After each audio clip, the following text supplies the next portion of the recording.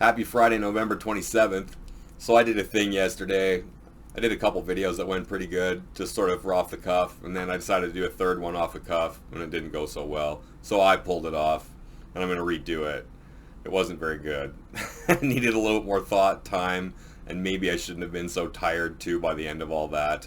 And a long day visiting with people too, to be doing all that extra mind grind at 11 o'clock at night. So anyway, enough excuses. Shame on me. Lesson learned. Moving on. The redo. This was inspired through something in the comments section. And I know I have a lot of people, trust me, more than just people on the comments who want me to do certain videos too. And I just don't have the time and energy to do everything. I do want to do everything that you want to do. I think everything that we all talk about is extremely relevant. But I mean, it's time to cut to the chase and try to find what's the most relevant stuff. So this actually ties into a lot of relevant things that are going on right now, currently. And credit given to Zoe McGee and Ghost of Comments Past for bringing this up. Because I think I may have remembered seeing this quite a long time ago on like circulating on Facebook or something, and it just sort of slipped after that. It was just out in one ear and out the other. Add years in between this and now, and you know, there's a lot of things that have happened that might make a person forget this, but this is kind of it's almost like a root of what we're looking at now with the virus and the people involved, and you know, it actually makes me a little bit more concerned with what's going on right now when you look into this and the people behind all this stuff. So anyway, we'll read it and then we'll unpack all that and what that means. They're called the Good Club, and they want to save the world. Paul Hairless in New York reports on the small elite group of billionaire philanthropists who met recently to discuss solving the planet's problems.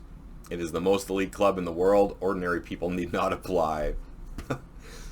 Indeed, there is no way to ask to join. You simply have to be very, very rich and very, very generous on a global scale.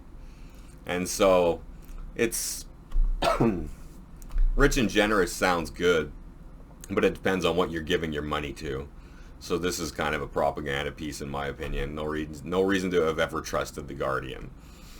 This is the Good Club, the name given to the tiny social elite of billionaire philanthropists who recently held their first and highly secretive meeting in the heart of New York City. The names of some of the members are familiar figures: Bill Gates, George Soros. See, you can even read this article now on mainstream media without being called anti-something or other for saying Georgie's name. Anyway, moving on.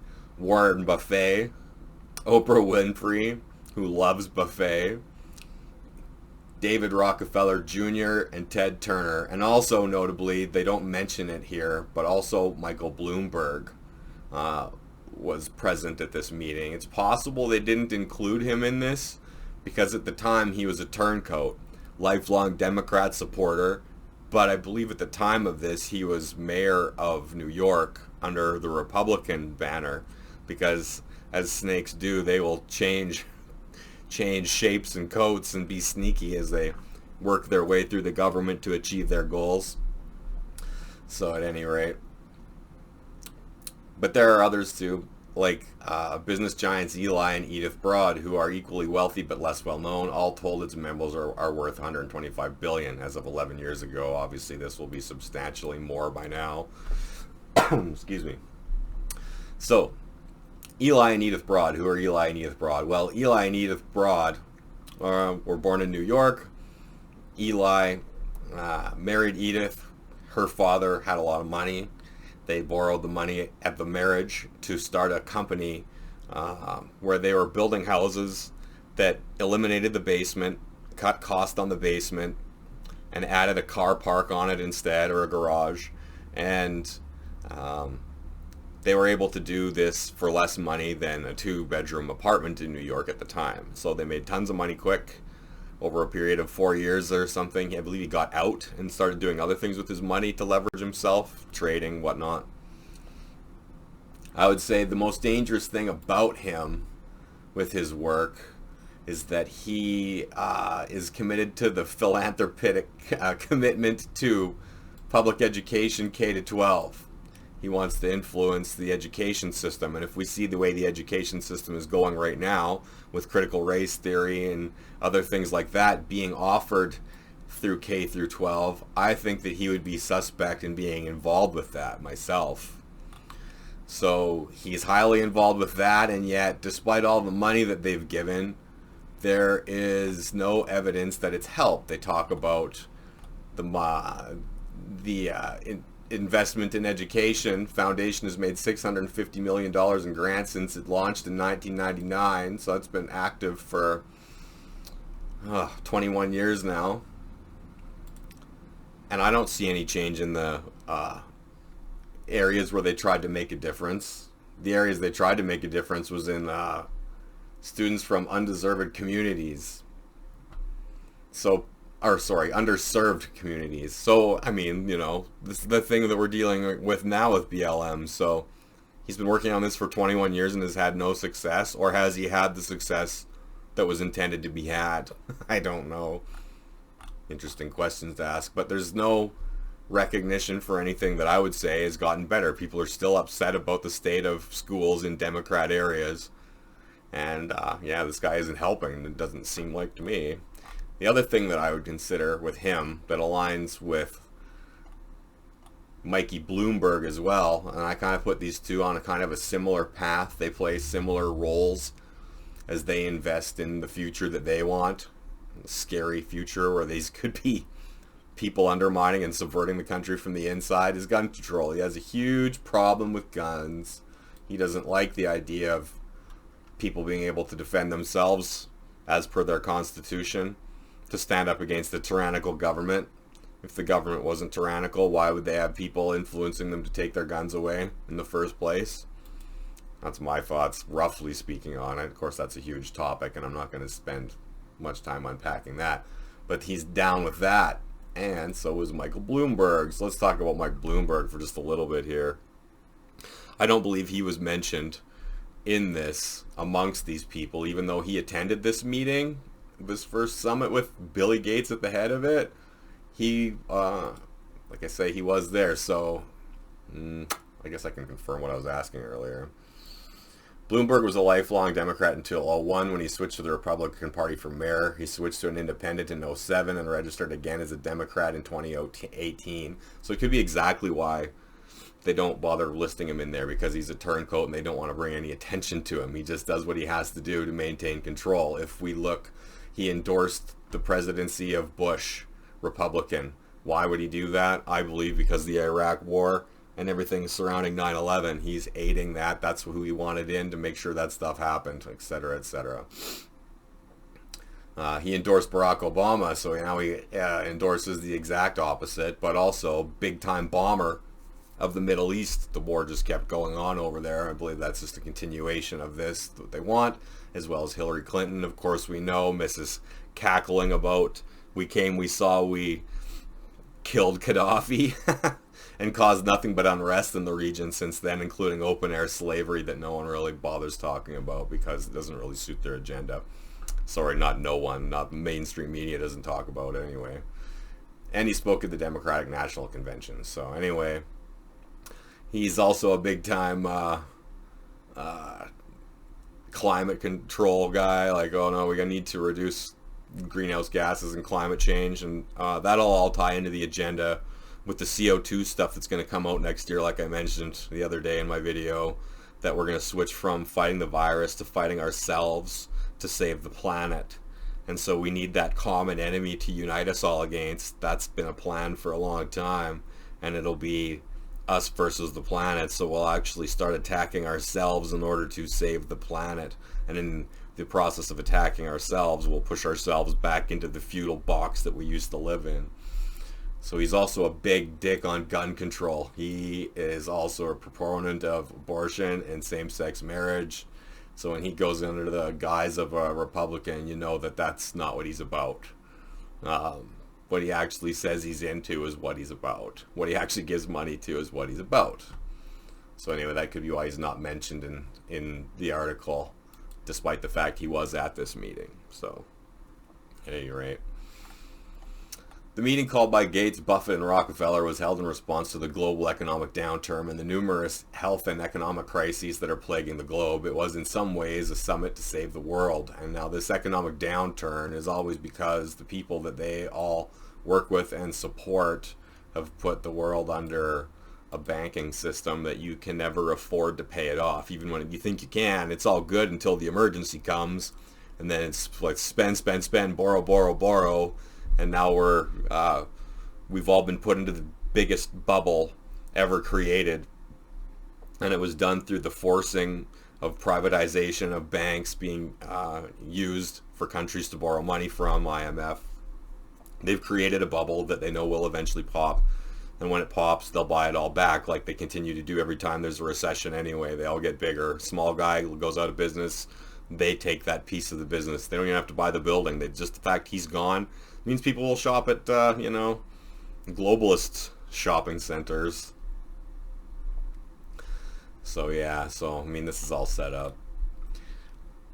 No wonder that was, no wonder that when news of the secret meeting leaked via the seemingly unusual source of an Irish-American website, which is a highly liberal website, by the way, I looked into it. The one that was released by Dode.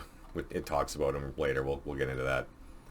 Anyway, it's no wonder it was in on it, because he's probably like Christopher Freeland. He's one of these journalists who goes and sits next to Soros, and he's always there to help catalog his greatness right next to him.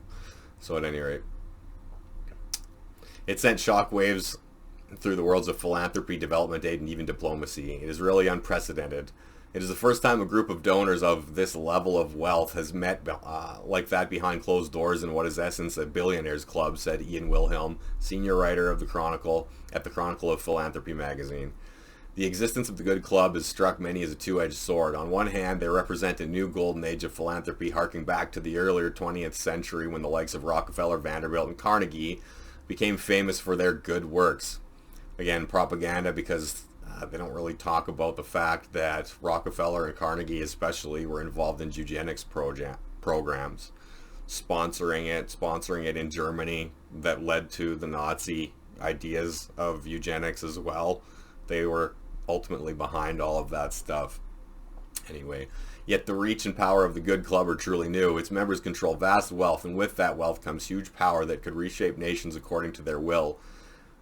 It's already been going on. I mean, all the people they follow in the footsteps have already been doing that. This is nothing new. Like, they try to rebrand this as if it's something new. It's not. Anyway, few doubt the good intentions of Gates and Winfrey and their kind, and even more people doubt it now, thankfully.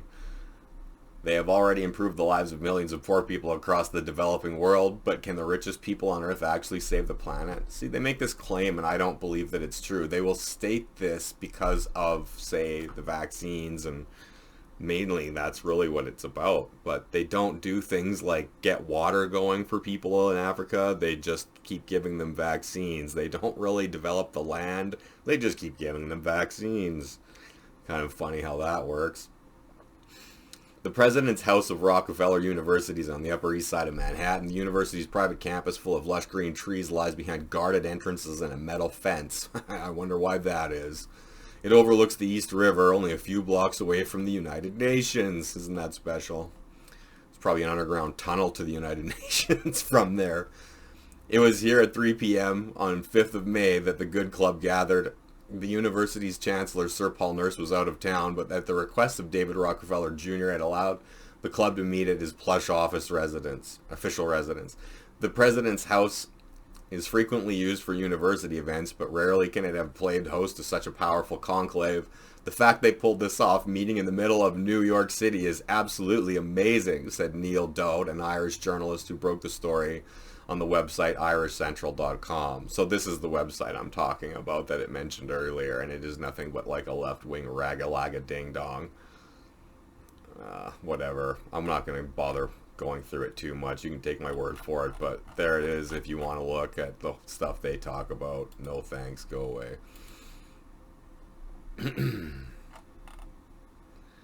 So, for 6 hours, the assembled billionaires discussed the crisis facing the world. Each was allowed to speak for 15 minutes.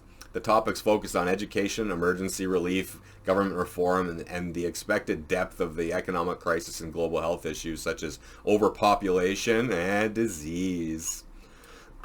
One of the themes was new ways to get ordinary people to donate small amounts to global issues. Well, now what they have is a tax on CO2. I bet that that's probably part of it. Now, we get to foot the bill. Oh, they're footing this bigger bill for what they want. We can help too. Okay. One of the themes was new ways to get ordinary people to donate small amounts of global issues. Sources say Gates was the most impressive speaker, while Turner was the most outspoken. He tried to dominate, which I think annoyed some of the others, said one source. Winfrey, meanwhile, was said to have been in a contemplative listening mood. So now we need to get into a little bit of Ted Turner and a little bit of Billy Gates. Now, they're both eugenicists and from a eugenic background as well. Bill Gates refused to hook up with anybody that had low SAT scores. That was his concern with who he got with, nothing else. Love doesn't matter. He's got autism and he doesn't understand feelings. He's like Data or Zuckerberg or you name it. Lizard people. So anyway, we're going to go through a couple of videos to do with some of this because IBM was linked to Microsoft. Microsoft started using computing technology to advance IBM's tracking technology. And Billy Gates' mom was a banker who was helping work with IBM and its doings. So there's all the connections through that. That's all in the Bill Gates videos that I put in the link on the other video yesterday with James Corbett's 4 videos about him. Talks all about it with details everywhere. It's lots of research, but if you don't know and you want to know, that's where to go.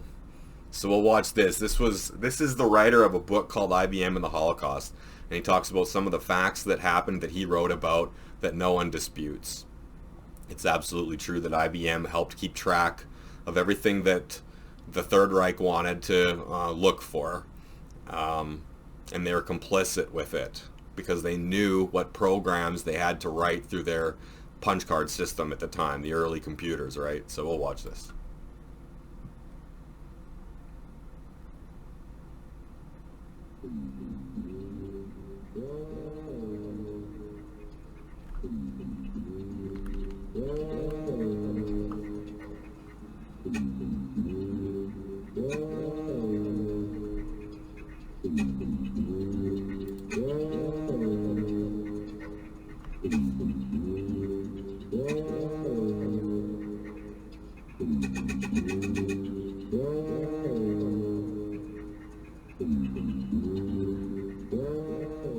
The information age was not born in Silicon Valley.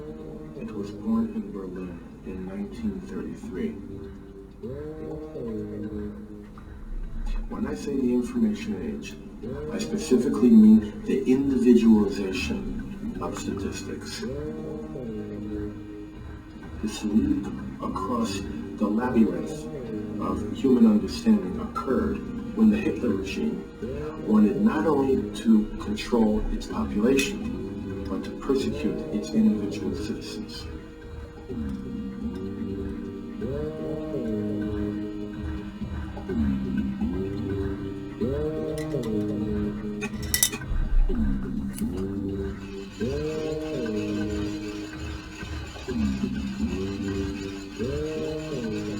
IBM knocked on their door. They said, "You have a problem, we have a solution." IBM is a solutions company. What I discovered was that there was no solution that the solutions company was unwilling to formulate for the Third Reich.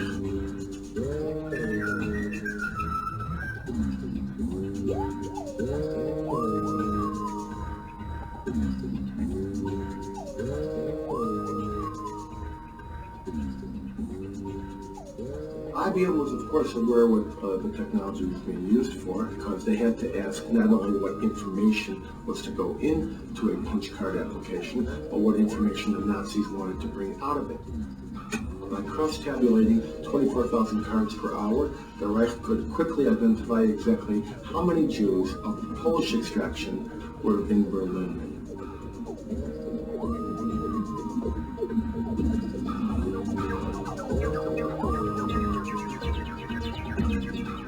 All of the Nazi atrocities were vastly headlined in the newspapers of the day, and so Thomas Watson was aware that Adolf Hitler was persecuting the Jews, stealing their assets, and getting them ready for the worst forms of physical destruction, even extermination. And Watson had promulgated the belief that people should disregard this, that this was just politics. And his idea was that it was never about the Nazism, the National Socialism. It was only about the money. And what he told people is, ignore the morality, go for the money. It was the almighty dollar. There is an almighty, and his name ain't the dollar.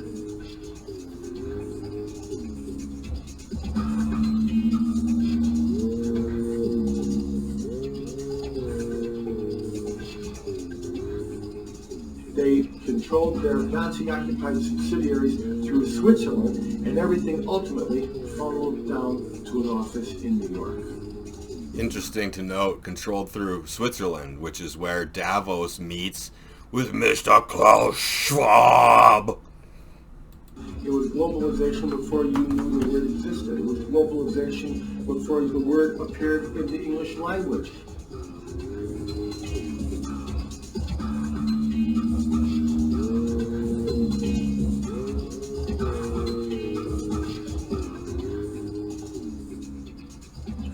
IBM danced on the head of a pin to stay within the law. They were, in fact, engaged in the legal participation in genocide. Anyone in the world can call IBM and ask them to open their Polish archives, open their French archives, open their Dutch and Brazilian archives. They won't do it, and they won't tell you why.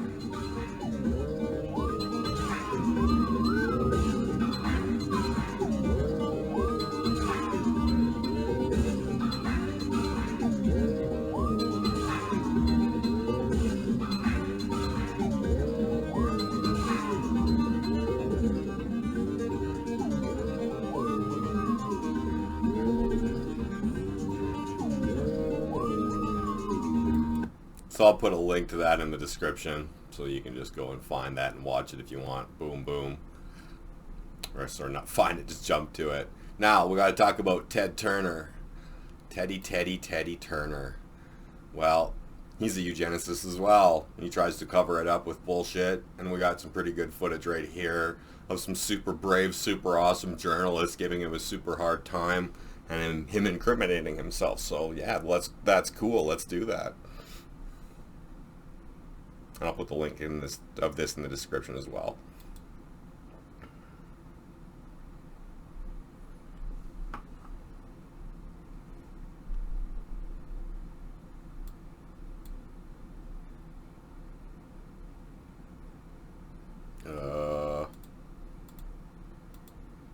Uh-oh, sound's broken. Hang on a second, I'll go fix this. Alright, there we go. Fixed. So, Ted Turner, CNN billionaire, wants to depopulate the world to 2 billion people. Well, there's 7 to 8 billion people today, so that means he wants to kill 5 to 6 billion people. This man is the devil, and he pushes the global warming scam. He is the founder of CNN. Currently, it is being run by someone who tells his own journalists to lie, as they constantly push this whole evil agenda through. So let's listen to Teddy here. Not doing it will be catastrophic. We'll have 8 degrees, we'll be 8 degrees hotter in 10, not 10, but in 30 or 40 years, and basically none of the crops will grow. Okay, that's not even right. I'll tell you why that's not right. And it's William Happer that I was thinking of the other day, if you've been following through all my shows, is Professor William Happer developed a laser that runs on CO2, or integrates with CO2, and he states that CO2, in order for it to add another degree of centigrade, has to double itself. So this guy is saying 8 degrees in 30 years. Well, we've only put on, from 3 to 400, maybe 450 parts per million CO2 over the last 100 years, roughly, of maybe sort of measuring it. And we've produced 1 degree. Now, in order to produce another degree, we have to put on like another 200 or 400, depending on which side of the math I guess you would come from on that, in order to put on another degree.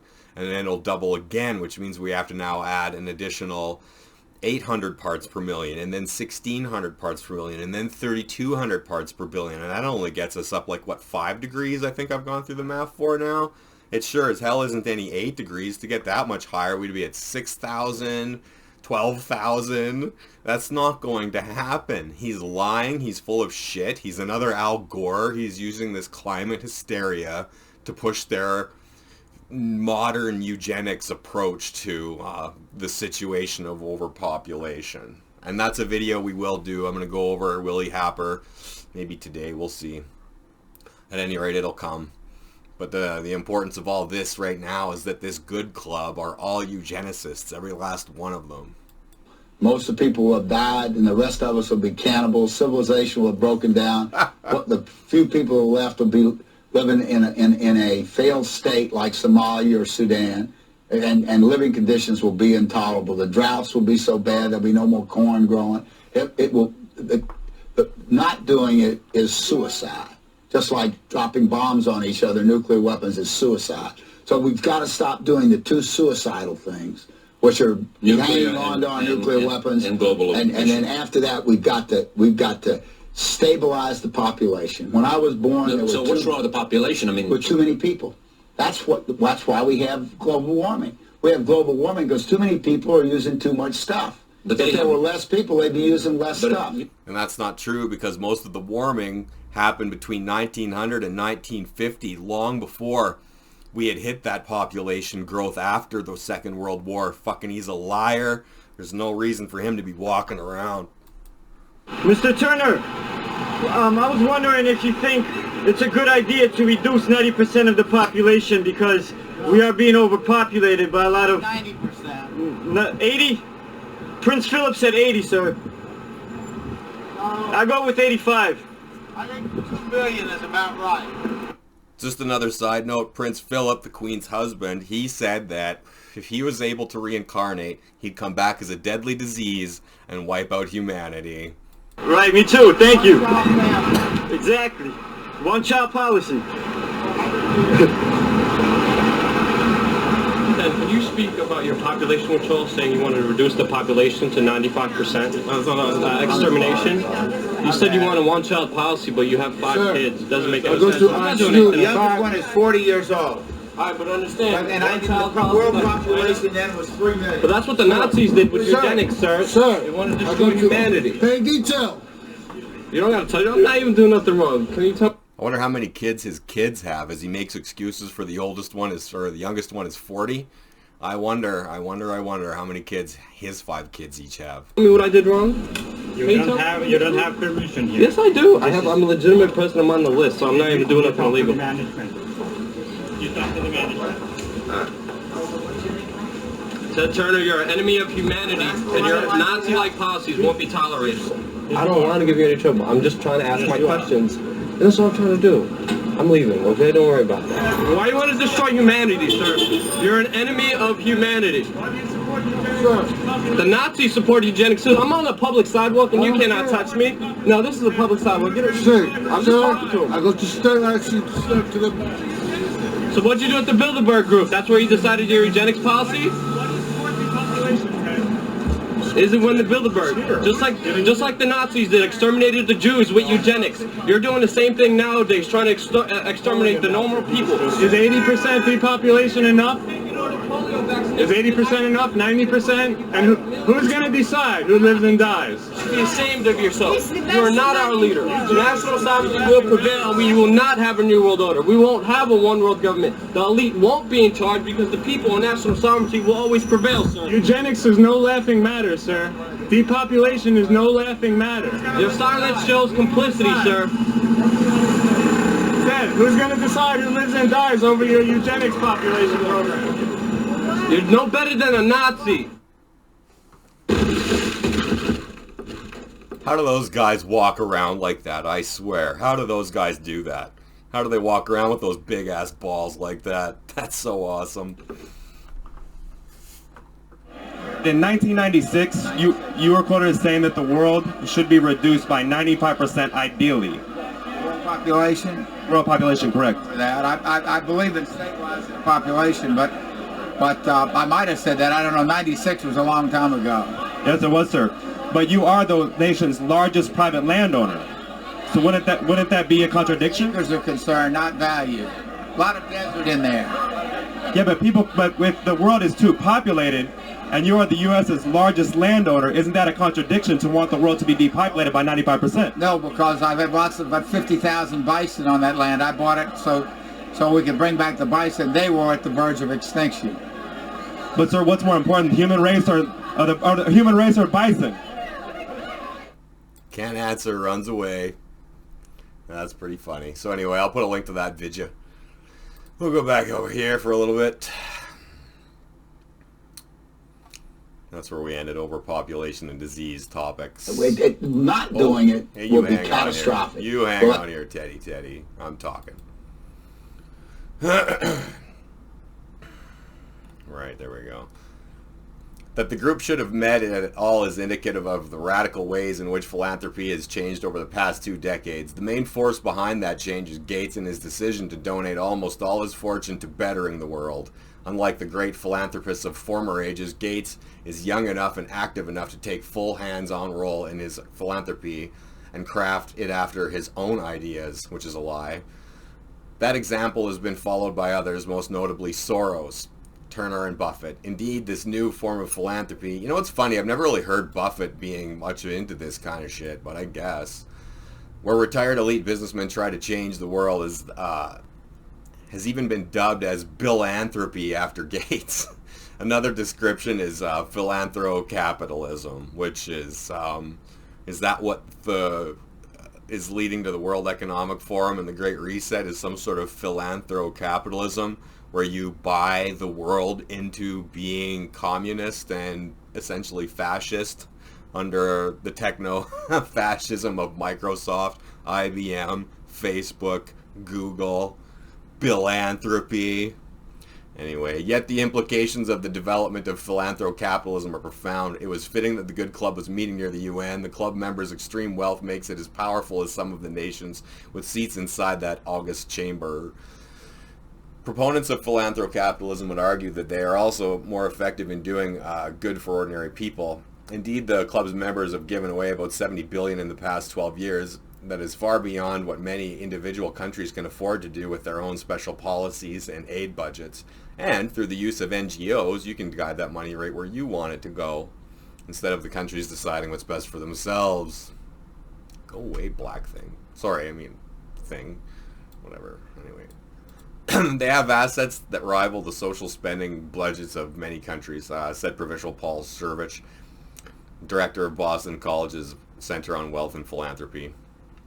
There's little doubt that members of the Good Club have done amazing work. The Bill and Melinda Gates Foundation, with a current endowment of more than $30 billion, is the biggest philanthropic organization ever. I wonder how much money it has now. I'm sure it's way more than that. Once again, it's probably 90. Just one of its projects, the Global Alliance for Vaccines and Immunization, is estimated by the WHO to have prevented 3.4 million deaths in just 8 years. Overpopulation is a bad thing. Prevented the death of 3.4 million. Overpopulation is a bad thing. Prevented the death of 3.4 million. Again, the WHO is currently fronted by an Ethiopian communist who has endorsed the attacking of tribes on land he figured they shouldn't be on, who has lied for China constantly, who has cussed out Trump constantly, the only one standing in the way of all of this, and take a miracle to actually get him to pull through this election scandal.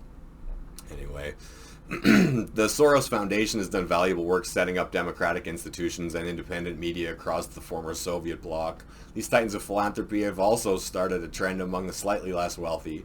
While Gates and Soros' efforts bestride the world, major philanthropists have emerged in specific regions like India or Latin America, funding their own pet ideas and projects. Gail Peterson, co-founder of Headwaters Group Philanthropic Services, recently gave advice to a businessman who wanted to set up a foundation to give away $280 million annual in the Southeast Asia.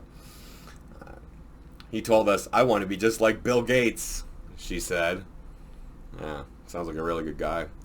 But there is a potential downside to the growth of these Uber donors, especially if the whims of the individuals start to take precedence over the expertise of professionals.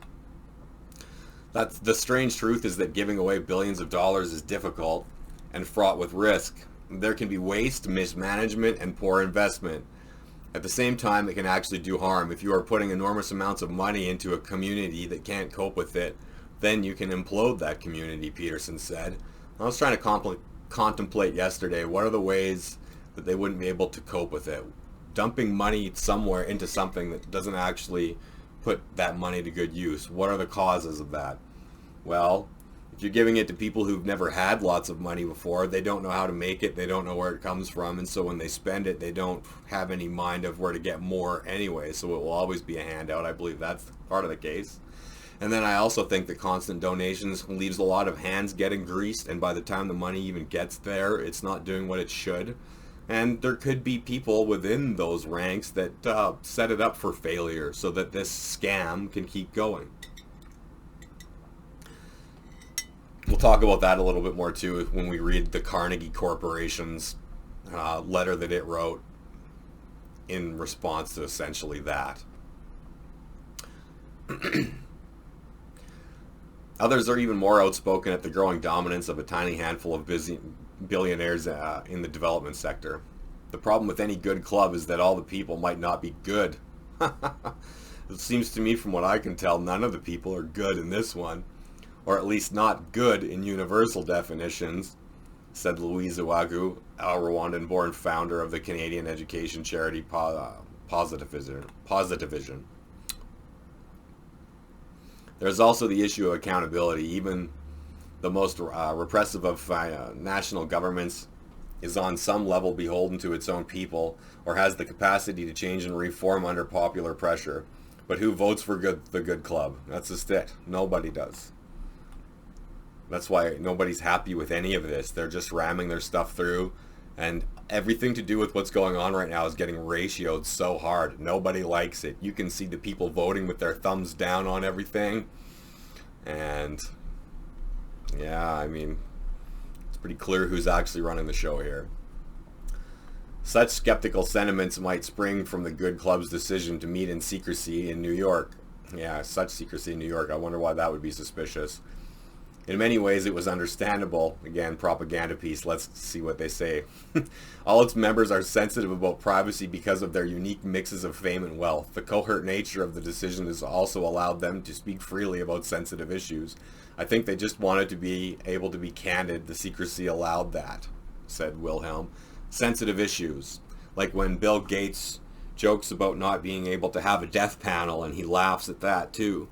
You're not allowed to think about, is it worth spending X amount of money to save people for an extra 3 months on life support, or would it be better to take that money and put it into education? And then he laughs about it. But you can't talk about those things because that's called a death panel.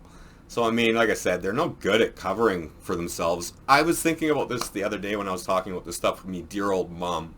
And I said, we're in like the Caligula phase. And she's like, she didn't understand what I was talking about, which is fine. I explained it. But the deal is like you end up with good leaders, then you end up with bad leaders, and you end up with horrible leaders. And I think that we're hitting the point where they're getting like horrible. And these aren't leaders, of course, either. Well, they're buying leaders, so I guess in a sense that they are leaders in part with this too.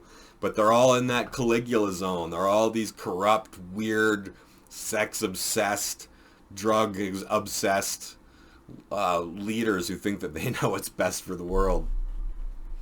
It's quite insane. But anyway. But some people are crying conspiracy. Is that going to be my new saying? I should stop saying that. But anyway, I should put that on a friggin' shirt. Based spaceman. But anyway. Anyhow.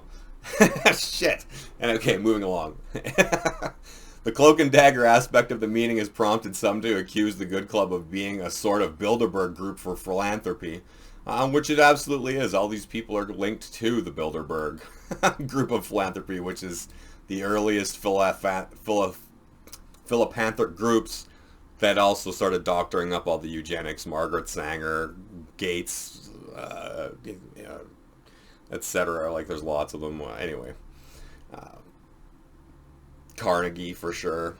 With an equally nefarious agenda of global political power politics. That idea has particular power on the Christian right of America, which has reacted angrily to the idea that the club discussed birth control and overpopulation. Experts in the philanthropy field think that this negative image can be countered by more openness for future Good Club meetings. And the openness that comes out is done in a way that they are trying to appear to be some kind of hero, but when you hear Bill Gates say, overpopulation is going to be a problem, so we need to vaccinate as many people as possible to keep them from dying. That's their idea of being open, is that they still end up just like, if you can't see through what he's saying, just falling for it. It's ridiculous. And this is where it starts to scare me a little bit now that we're coming into this vaccine phase and perhaps a second wave phase. If there is a second wave, I almost hope it is for that cybersecurity attack instead of an actual virus. I feel like I have more chance dealing with destruction of the power grid than I do dealing with a second wave of a potentially engineered virus.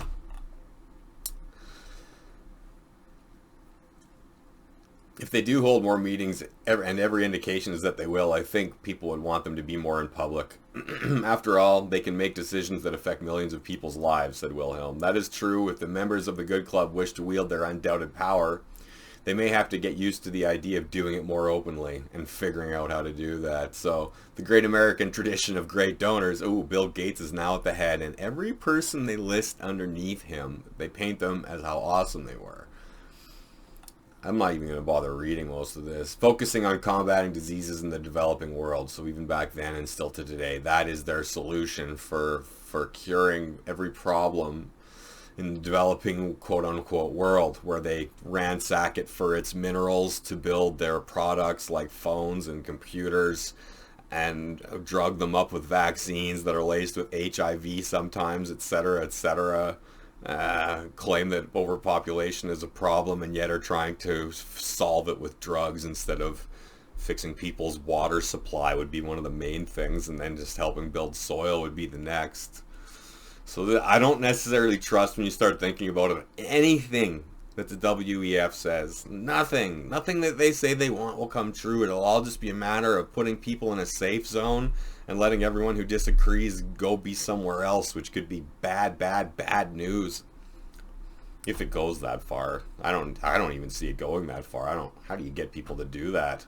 I have to pull off some crazy shit, like some mixture of like 9/11 on steroids with Event 201 on steroids. Anyway, moving on. Henry Ford is also listed by this writer in this article. As well as being the father of the U.S. car industry and the inventor of the modern production line, Ford has been a major force in philanthropy. He made a vast fortune and left virtually all of it to the Ford Foundation, which by 2007 had more than $13 billion in assets. So, what they don't talk about Henry Ford is that he was a extremely hostile anti-Semite. He called something like the International Jew, and he wrote a book, I think, called that. And he talked about all the bad things about them. And then when the Nazi regime came along, he was selling them engines to put in their half-tracks. Very interesting. George Soros. Hungarian-born Soros is a hugely successful U.S. conspiracy speculator, or currency speculator, and financier. but he is also well known for his philanthropic works. Focusing on political democratization and creating an independent media, he has funded projects mainly in the former Soviet republics. A political liberal, he is also a funder of the Center for American Progress. And Soros, what do we have to say about him? He crushes money with his own money. He's behind putting in charge all of the lawless DAs into the courts in democratic-run areas where they're creating this semblance of certain people can do no wrong no matter how much crime they commit, and so they should just be released because it's not their fault, they're committing crime anyway. And when they steal stereos and blah blah blah, it's their right because they never had any generational wealth, so this is called justice. So he funds all that, and one of the most notable ones is Chesa Bodine. His mother is Kathy Bodine. Can't remember his dad's name. We're going to go over that at some point anyway. I want to talk about all these communists from the Weather Underground and make a nice show on that. But at any rate, that's the kind of people that he props up, is all of these communists all over the states. It is a subversion. It is going on. He likes to promote Soviet areas.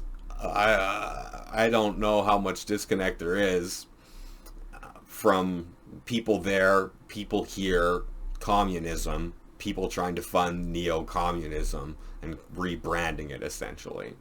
I mean, that's just touching the tip. This guy you can talk about for hours, I'm sure. Anyway, Andrew Carnegie, old school. The Scottish-born American industrialist made a huge fortune in steel and industry at the end of the 19th century. He devoted the rest of his life to philanthropy, especially education, founding libraries, museums, and universities in Britain and America. He wrote of the responsibilities of the wealthy in 2 books, Triumphant Democracy and The Gospel of Wealth. Now, another eugenicist. I would say that even in a sense, George Soros is also a eugenicist. He wants to get rid of certain people. That's my opinion. J.D. Rockefeller Sr., the man whose name became a byword for unimaginable wealth, made his fortune in oil. Often regarded as the richest person in history, Rockefeller spent the last 40 years of his life in effective retirement, setting up various foundations and funding philanthropic causes. His special interests were in the fields of science and medicine. Also eugenics. Don't talk about that, though. These two actually work together with it. I've got a little bit of evidence of that we'll talk about, and now that we're basically done this article anyway. A more irony, or unironic perhaps, is that J.D. Rockefeller was the big oil baron. He's the one who has supposedly really allowed the cause of global warming, in a sense. He's the one helping get it out of the ground, and all the money thereafter that he makes follows suit. And now his kid is heading this meeting with Billy Gates, who I think is just being handed the torch from men like JD Jr. He's going to be the next goofball running the show of population control. And so that's the history that they all have together. And it's interesting they list them all in this article that's 11 years old. But they tell you all the good, but they don't tell you about any of the bad stuff that they've done. We've already gone over a little bit of that with some of the other contenders with this, like Ted Turner. Oprah Winfrey is now promoting essentially black on white racism. And these people talk about this too. Oh, we're sorry for the problem, but like, can't we just be friends? So this is written by the Carnegie Corporation of New York and the support for the Carnegie Institution for Science within their own publication. It was written just this year, actually. Was that August 12th? I highlighted just the important parts to move this along a little bit faster. It's all just a bunch of blah blah until the parts I want to focus on. So corporation funding regrettably included eugenics research, now widely condemned as scientifically flawed, morally flawed, scientifically flawed, yes, as well. Eugenics has been used as justification for racist beliefs and horrifying policies. The Carnegie Institution of Washington ended its involvement in eugenics-related research by 1944, so it could disassociate itself with the Nazis that it ultimately aided, because they probably had their hands in with IBM and the whole shabazzle to make that all happen anyway too, and William Henry Ford. That's why they listed all these people, but they didn't tell you all the bad stuff they did. They probably didn't think this information was going to get out back then when the Guardian doofus wrote that. Pretty funny though, and thanks for it. Today we stand with the leadership of the Carnegie Institution for Science in their recognition of the ways in which eugenics research furthered society's systemic racism. Systemic racism is a legal term that means an agreed upon slave-master relationship, which only exists in like BDSM today, or laws written against people of color or culture and keeping them from doing anything, which was always the Democratic Party writing those laws and maintaining those laws after Abe Lincoln tried to break free of them. It was fought against the Democrats forever, the party of the KKK. And it's this same party that is being utilized by all of these philanthropists to further their goals.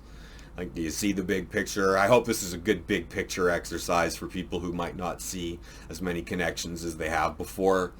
I know there could be some folks on here who've probably seen all this stuff before, and so for you, I hope you found it somewhat entertaining, or at least a reminder, because one thing that's true is I've seen things a long time ago that I've completely forgotten by now, because this has been going on for so long, and you know, some things are important. This is important. That's why I felt it was good to do this, and so I'm so grateful for Zoe and the Ghost for bringing this up. I hope you guys stick around. I mean, like I said, the small community has its benefits, and this is showing. This is beneficial.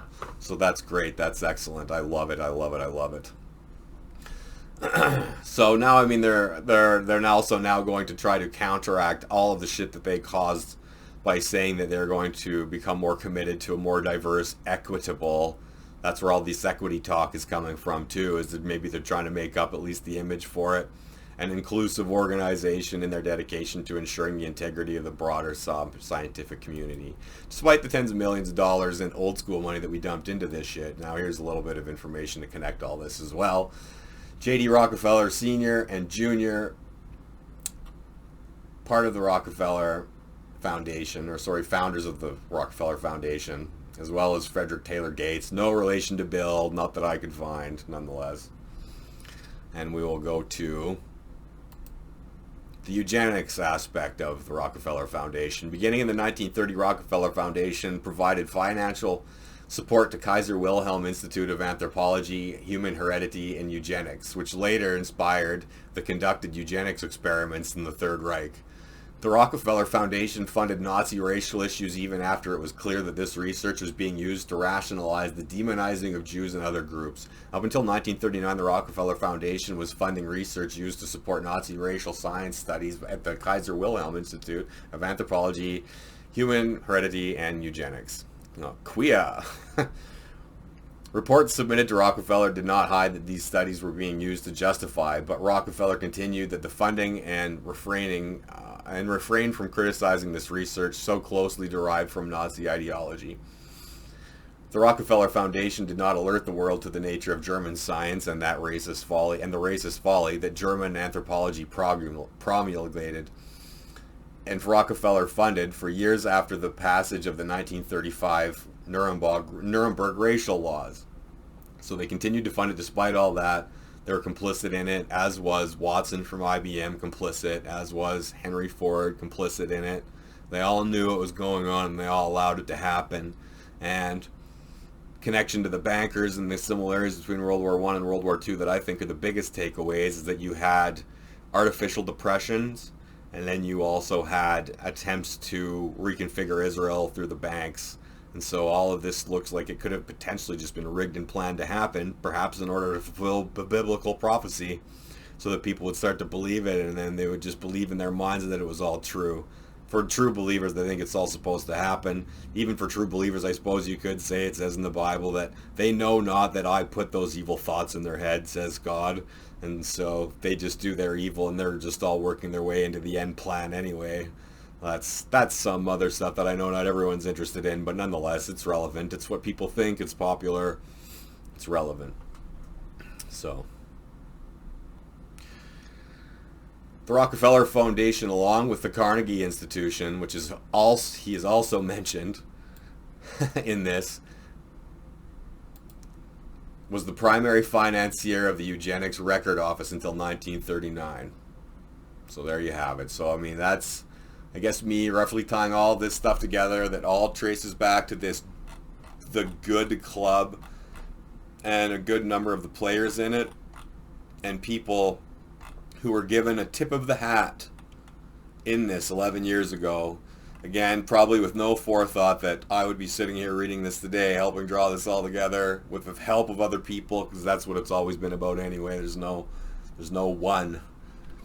And so thanks everyone for watching. I hope this was instructive and informative. I'll put links in the description from a couple of the things that are on here that are most relevant. And that's probably going to be maybe the only video I'll do today. I did a bunch of, I've been working on this since 12:30. It's 4:17 now. So however long this video is minus my time going over all of it and getting it together, I think I've had enough for today. So I'll just take that lesson and then I'll come back tomorrow with something else now that this one's out of the way. All right. Peace out, everyone. Have a happy Friday. See you tomorrow, maybe.